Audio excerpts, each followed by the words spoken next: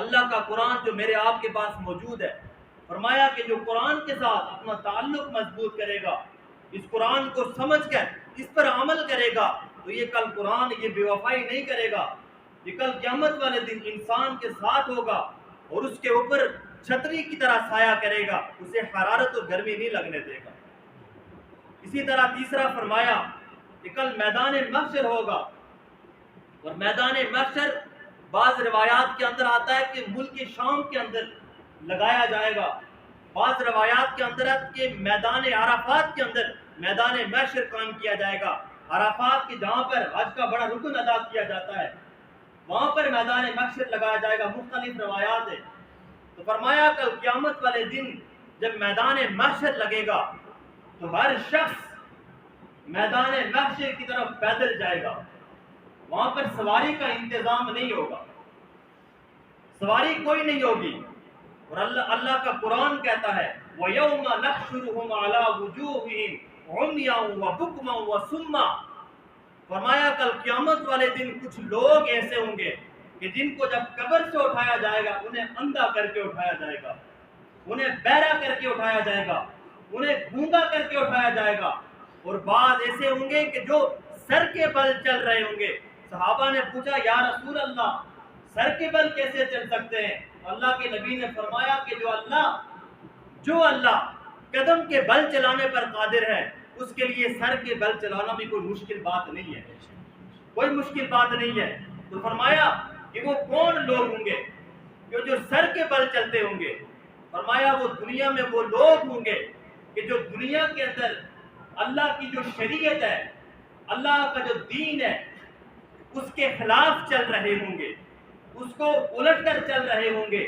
قرآن نے کہا کہ سود ایک ایسا گناہ ہے کہ جس کے اوپر اللہ اور اللہ کے رسول کا اعلان جنگ ہے، لیکن اس کا کاروبار سارا کر رہا سود کے اوپر ہے۔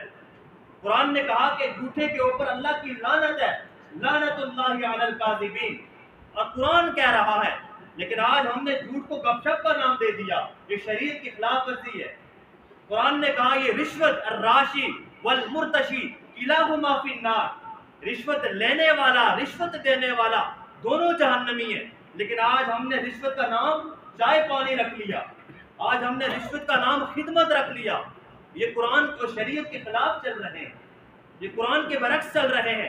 قرآن نے کہا کہ اللہ کے نبی نے فرمایا الغناء ينبت النفاق فی القلب، یہ گانا یہ انسان کے دل کے اندر ایسے منافقت پیدا کرتا ہے، وما ينبت الماء الزرع، کہ جیسے پانی کھیتی کو اگاتا ہے ایسے ہی یہ گانا انسان کے دل کے اندر نفاق کو اگاتا ہے۔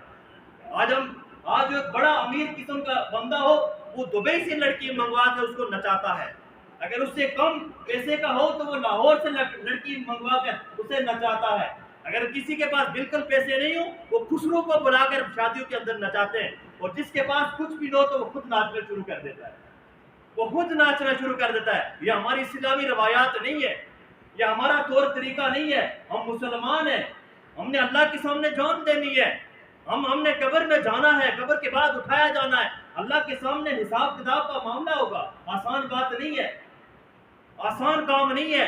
قرآن کہتا ہے وَمَنْ أَعْرَضَ عَنْ ذِكْرِي فَإِنَّ لَهُ مَعِيشَةً ضَنْكَ، کہ جو میری یاد سے اعراض کرے گا۔ اللہ کی یاد کیا ہے؟ اللہ کی یاد قرآن ہے۔ اللہ کی یاد کیا ہے؟ اللہ کی یاد نماز ہے۔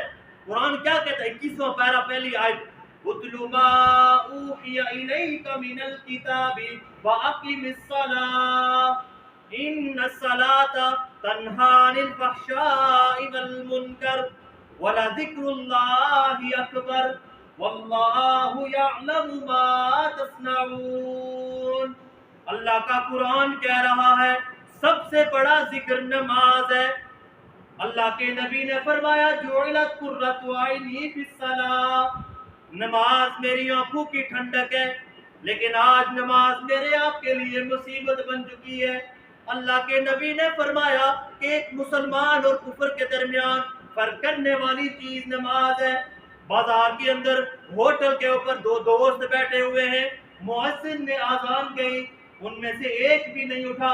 اللہ کے نبی نے فرمایا ایک مسلمان اور کفر کے درمیان فرق کر دینے والی چیز نماز ہے، لیکن آج ہم نماز کے لیے آج ہم نماز کے لیے کھیل چھوڑنے کے لیے تیار نہیں، آج ہم نماز کے لیے اپنا ڈرامہ چھوڑنے کے لیے تیار نہیں، آج ہم نماز کے لیے اپنی میٹنگ چھوڑنے کے لیے تیار نہیں۔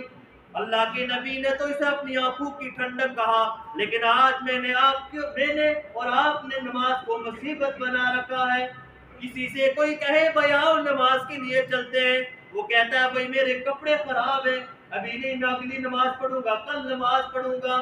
اسی شخص کو کہا جائے کہ آج کسی شادی کے اندر دعوت پہ چلنا ہے، وہ کہتا ہے رکو رکو انتظار کرو، میں گھر سے کپڑے تبدیل کر کے آتا ہوں، پھر شادی کے پروگرام میں چلتے ہیں۔ وہ نماز کے لیے کپڑے نہیں تبدیل کر سکتا، لیکن شادی کے پروگرام میں جانے کے لیے کپڑے تیار کر سکتا ہے۔ فرمایا ان الصلاۃ تنہی عن الفحشاء والمنکر، کہ بے شک نماز انسان کو بے حیائی اور برے کاموں سے روکتی ہے۔ ولا ذکر اللہ اکبر، اور جو نماز ہے یہ سب سے بڑا ذکر ہے، سب سے بڑا ذکر نماز ہے۔ اور اس کے بعد فرمایا اللہ کے نبی نے کہ کل قیامت والے دن جب انسانوں کو قبر سے اٹھایا جائے گا تو اس کے لیے جو چوتھی مشکل ہوگی، پہلی مشکل کہ ہر شخص کو قبر سے ننگا کر کے اٹھایا جائے گا، اس کا حل لباس التقوی۔ فرمایا دوسرا کہ ہر کسی کا اپنا موسم ہوگا، وہاں پر کوئی موسم ایک نہیں ہوگا، اور اس موسم کا حل بتلایا کہ قرآن کے ساتھ تعلق اپنا مضبوط کرو، یہ قرآن تمہاری مدد کرے گا، یہ تم پر سایہ کرے گا۔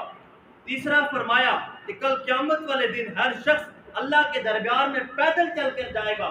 فرمایا وہاں پر انسان کو جو کام آنے والی چیز ہے وہ نماز ہے، وہ نماز انسان کو کام آئے گی۔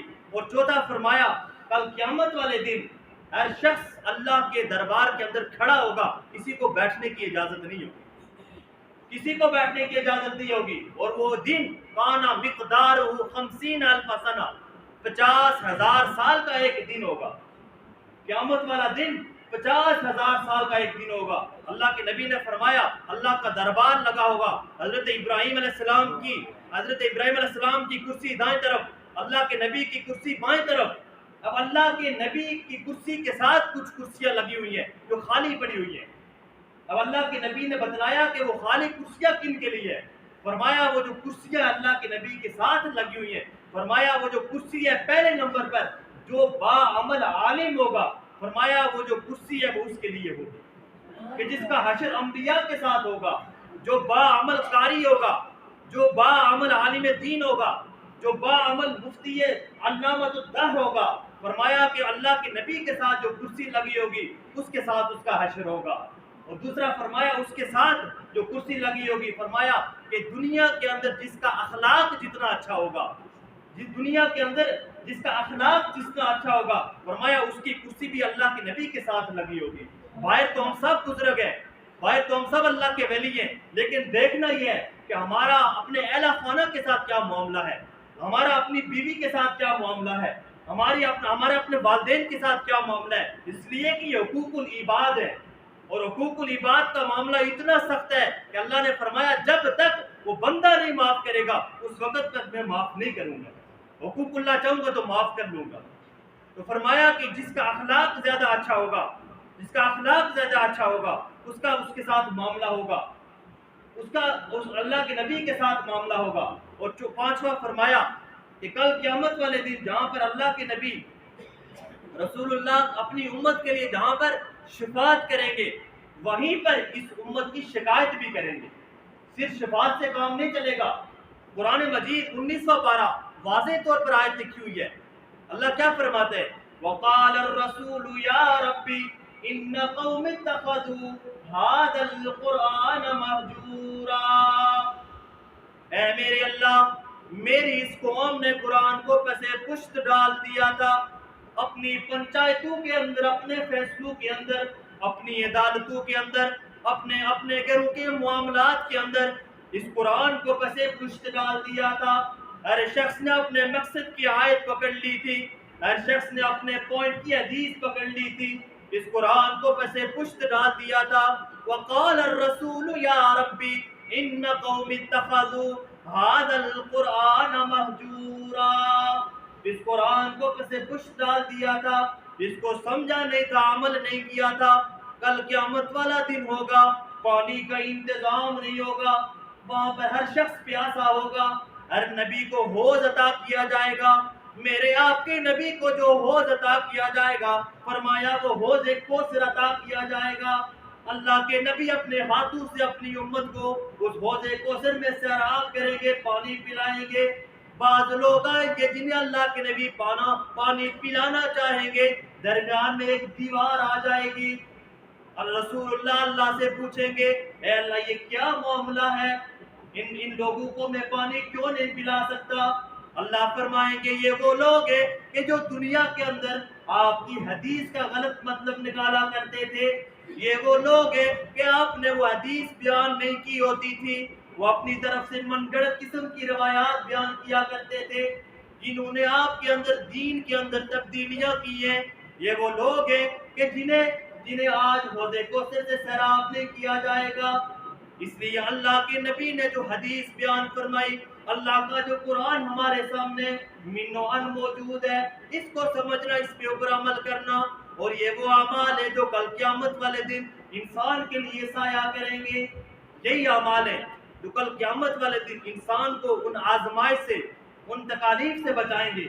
اور وہ کون سا؟ سب سے پہلا فرمایا لباس التقوی، کہ جس طرح ہم ظاہری لباس پہنتے ہیں اس طرح تقوی کا بھی لباس پہنے، کہ جہاں پر انسان کو کوئی نہیں دیکھ رہا، کہ انسان کے دل کے اندر یہ چیز آ جائے، مجھے کوئی دیکھے نہ دیکھے، میرا رب مجھے دیکھ رہا ہے، میں اکیلے کمرے کے اندر ہوں، کنڈی لگی ہوئی ہے، موبائل میرے ہاتھ میں ہے، میں جو چاہوں ان انگلیوں سے سرچ کر سکتا ہوں، لیکن آج میں اس ہسٹری کو کلیئر کر دوں گا، لیکن جو فرشتے ہسٹری لکھ رہے ہیں یہ ہسٹری کلیئر نہیں ہو سکتی، یہ ہسٹری نہیں کبھی ختم ہو سکتی، یہ درج ہو چکی ہے، یہ درج ہو چکی ہے، انسان کو اس کا حساب دینا ہوگا۔